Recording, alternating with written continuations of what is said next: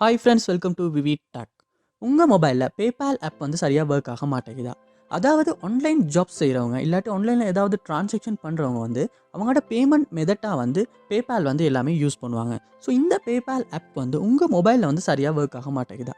Sometimes வந்து PayPal ஆப்பில் எதுவும் டிரான்சாக்ஷன் பண்ண முடியல, ஆப் வந்து சரியாக ஒர்க் ஆக மாட்டேங்குது. இல்லாட்டி பேபால் ஆப் வந்து ஓப்பன் பண்ணுறப்பே ஆப் நாட் ரெஸ்பாண்டிங் அந்த மாதிரி எரர் மெசேஜ் காட்டுது. இல்லாட்டி ஆப் ஓப்பனே ஆக மாட்டேங்குது. இல்லாட்டி ஆப் ஓப்பன் ஆகுனாலுமே ஆட்டோமேட்டிக்காக க்ளோஸ் ஆகிடுது.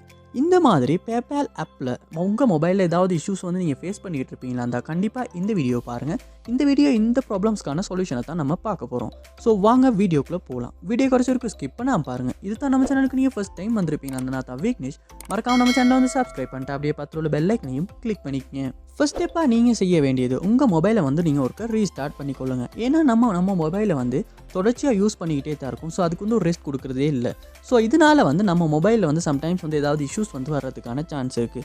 ஸோ கண்டிப்பாக வந்து மொபைலுக்கு வந்து ஒரு ரெஸ்ட் தேவை. ஸோ அதுக்காக வந்து நீங்கள் உங்கள் மொபைலை வந்து ஒரு ரீஸ்டார்ட் பண்ணிவிட்டு திரும்ப உங்கள் மொபைலில் வந்து பேபால் ஆப்பை ஓப்பன் பண்ணி ஒர்க் ஆகுதா இல்லையா அப்படின்றத செக் பண்ணி பாருங்கள். அப்பையும் ஒர்க் ஆகாட்டி நெக்ஸ்ட் ஸ்டெப்பாக வந்து நீங்கள் உங்கள் மொபைலில் கூகுள் ப்ளே ஸ்டோர் வந்து ஓப்பன் பண்ணிக்கொள்ளுங்க. ஓப்பன் பண்ணிவிட்டு இதில் சர்ச் பாரில் பேபால் அப்படின்றத வந்து சர்ச் பண்ணிக்கொள்ளுங்க. சர்ச் பண்ணால் உங்கள் மொபைலில் உள்ள பேபால் ஆப் வந்து இந்த இடத்துல காட்டும். ஸோ அந்த இடத்துல கொடுத்துட்டு இந்த இடத்துல வந்து அப்டேட் எதுவும் வந்திருக்கா அப்படின்றத செக் பண்ணிக்கொள்ளுங்க. ஏன்னா நம்ம ஏதாவது ஆன்லைன் டிரான்சாக்ஷன் பண்ணுற ஆப்க்கு வந்து எப்பயுமே லேட்டஸ்ட் வெர்ஷனில் வந்து அப்டேட் பண்ணி தான் வச்சு யூஸ் பண்ணணும். ஸோ நீங்கள் அப்டேட் வந்து பண்ணாமல் பழைய வெர்ஷன் ஒன்றே யூஸ் பண்ணிக்கிட்டு இருப்பீங்களா இருந்தாலுமே அதில் உள்ள பக்ஸ் காரணமாக வந்து அந்த ஆப் வந்து சரியாக ஒர்க் ஆகாது.